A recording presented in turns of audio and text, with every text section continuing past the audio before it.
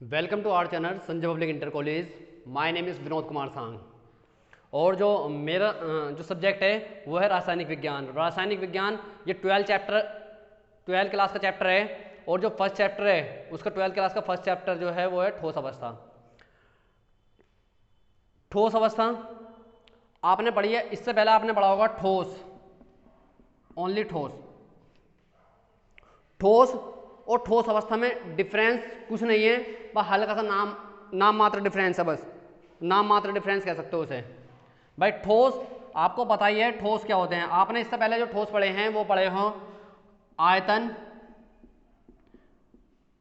व आकार के आधार पर, जिसका आयतन व आकार दोनों निश्चित हो वो क्या कहलाते हैं, ठोस कहलाते हैं। आपने ये पढ़ा हुआ है।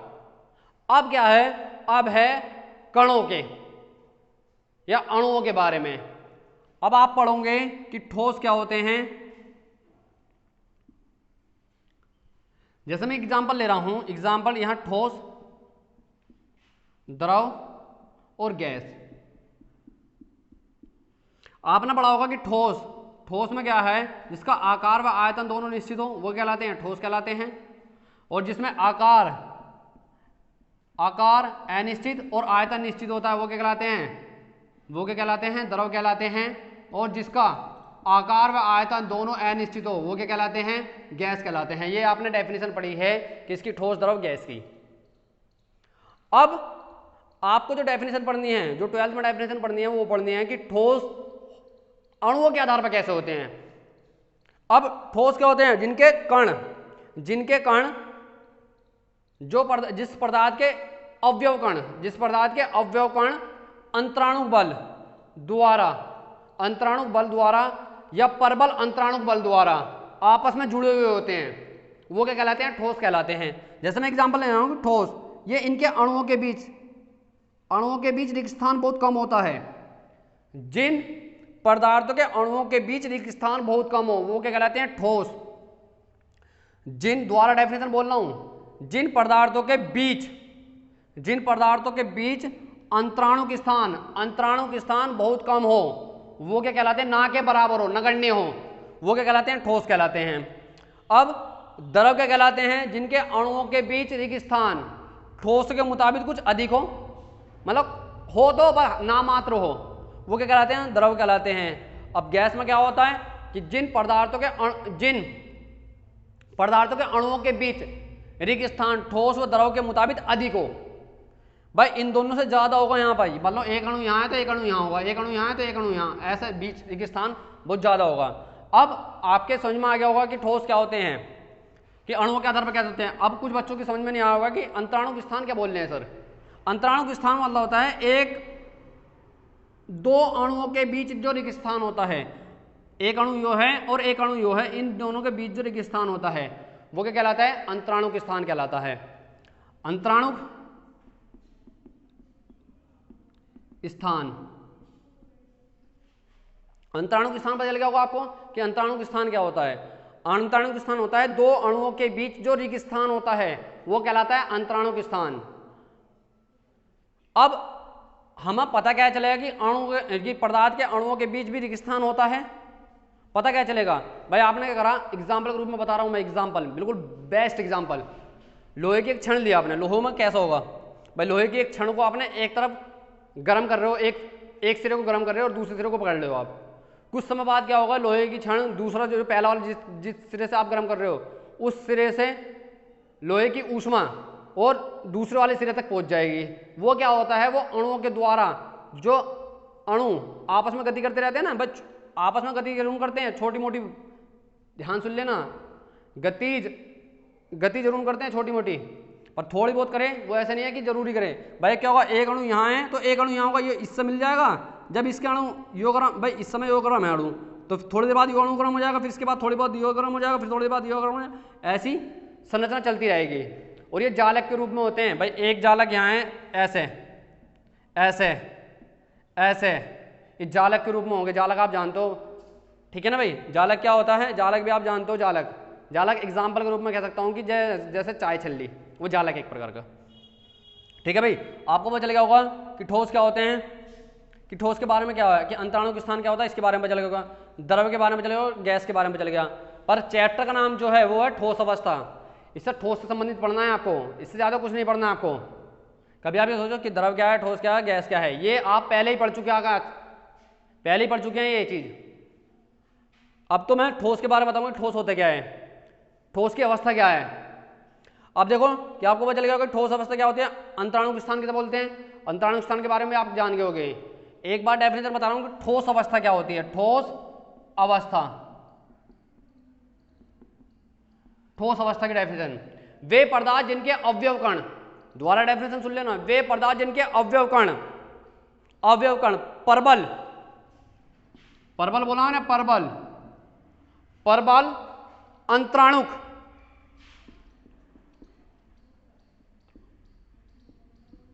अंतराणुक, अंतराणुक को ऐसे भी लिख देते हैं अंतराणुक, अंतराणुक, और ऐसे भी लिख देते हैं अंतराणुक, ठीक है ना। अंतराणुक बलों द्वारा, परबल अंतराणुक बलों द्वारा, परबल अंतराणुक बलों द्वारा जुड़े हुए होते हैं या संकुचित होते हैं, संकुलित होते हैं, या कह सकते हो जालक के रूप में व्यवस्थित होते हैं, जालक के रूप में व्यवस्थित होते हैं, ऐसे जालक के रूप में, ऐसे ये जालक के रूप में व्यवस्थित होते हैं। वो क्या कहलाते हैं, ठोस अवस्था कहलाती है, ठोस अवस्था कहलाती है। अब आपके समझ में आ गया कि ठोस अवस्था होती क्या है। ठोस अवस्था ध्यान रख लेना, ठोस अवस्था मैंने बता चुका हूं मैं आपको कि ठोस अवस्था क्या होती है। या आप कह सकते हो जिनका घनत्व, जिनकी डेंसिटी, जिनका घनत्व बहुत ज्यादा हो, जिनका घनत्व बहुत ज्यादा हो, वो क्या कहलाते हैं, ठोस, वो अवस्था क्या कहलाती है, ठोस अवस्था कहलाती है। जिनका घनत्व, घनत्व का मतलब क्या है, घनत्व के रूप में बताना चाहूंगा मैं, एक एग्जांपल के रूप में देना चाहूंगा कि घनत्व होता क्या है। कि घनत्व क्या होता है, घनत्व होता है जिसके अणु ज्यादा से ज्यादा आ सकें। भाई एक ठोस है, एक द्रव है, एक ठोस है, एक द्रव है, तो किसके अणु ज्यादा हो गए, ठोस के ज्यादा हो गए, क्योंकि आपस में एकजुट से मिलने हुए हो गए, क्योंकि रिक्त स्थान इनके बहुत कम होगा भाई, अंतराणु के स्थान इनके अंदर बहुत कम होगा। तो क्या है, यहां घनत्व क्या होगा, यहां घनत्व अधिक होगा, घनत्व, यहां घनत्व कम होगा, किसके मुताबिक, ठोस के मुताबिक, यहां बहुत ज्यादा कम होगा घनत्व। तो आपको पता चलेगा घनत्व क्या होते हैं। तो आपको ये भी पता चलेगा कि ठोस अवस्था में घनत्व जो होता है वो सबसे ज्यादा होता है। और ठोस अवस्था, ठोस अवस्था को दो भागों में वर्गीकृत किया गया है। ठोस अवस्था को दो भागों में वर्गीकृत किया गया है, दो भागों में वर्गीकृत किया गया है। नंबर एक जो है वो है क्रिस्टलीय ठोस, नंबर एक जो है वो है क्रिस्टलीय ठोस, क्रिस्टलीय ठोस। नंबर दो जो है, देखो ध्यान रख लेना, नंबर एक जो है क्रिस्टलीय ठोस है और नंबर दो है अक्रिस्टलीय ठोस,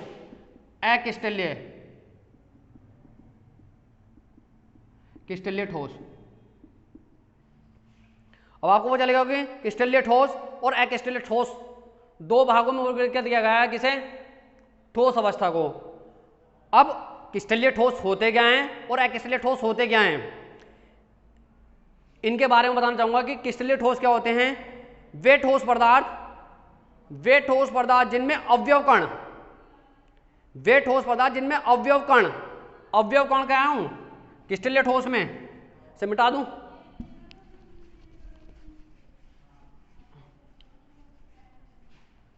क्रिस्टलीय ठोस, क्रिस्टलीय ठोस, क्रिस्टलीय ठोस में क्या है, वे अवयव कण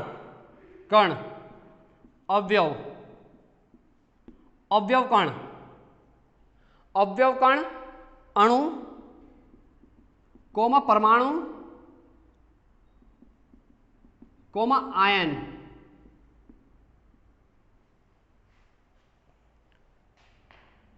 त्रिविम, इन तीनों को मिला के बोलते हैं त्रिविम जालक कहते हैं इसे, त्रिविम जालक। त्रिविम जालक के रूप में एक निश्चित अवस्था में, एक निश्चित अवस्था में या एक निश्चित ज्यामितीय द्वारा, एक निश्चित अवस्था कह लो या निश्चित ज्यामितीय कह लो या ज्यामितीय संकुलित कह लो, इसे ज्यामितीय संकुलित अवस्था में व्यवस्थित होते हैं, वो क्या कहलाते हैं? ठोस कहलाते हैं। ठोस, क्रिस्टलीय ठोस कहलाते हैं। अब आपको पता चल गया होगा क्रिस्टलीय ठोस क्या होते हैं। क्रिस्टलीय ठोस वे ठोस पदार्थ हैं जिसमें क्रिस्टल में अवयव कण, जिन क्रिस्टलों में अवयव कण जो होंगे, जिन क्रिस्टलों में अवयव कण अणु, परमाणु या आयन द्वारा एक निश्चित या ज्यामितीय अवयव द्वारा या ज्यामितीय संकुलन द्वारा व्यवस्थित होते हैं, वो क्या कहलाते हैं? क्रिस्टलीय ठोस कहलाते हैं। क्रिस्टलीय ठोस, अब आपको पता चलेगा क्रिस्टलीय ठोस क्या होते हैं कि क्रिस्टलीय ठोस क्या होते हैं। अब आपको जान गया होगा क्रिस्टलीय ठोस कौन से होते हैं। एग्जाम्पल के रूप में जाऊंगा जैसे सोडियम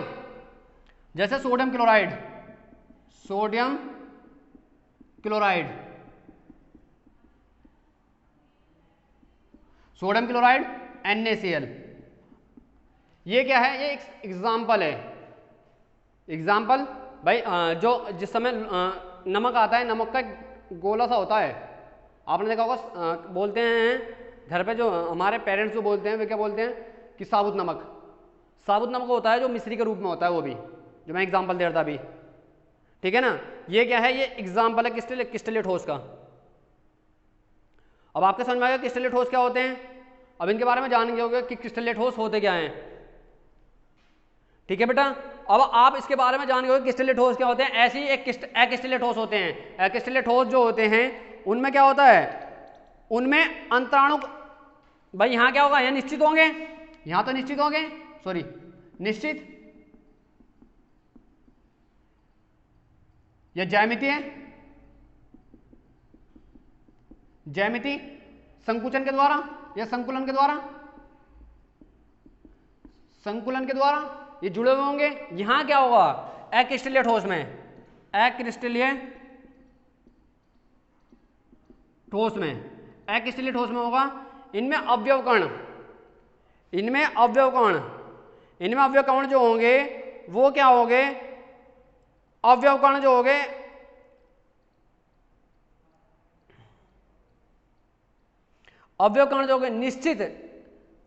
निश्चित अवस्था में न होकर अनिश्चित अवस्था में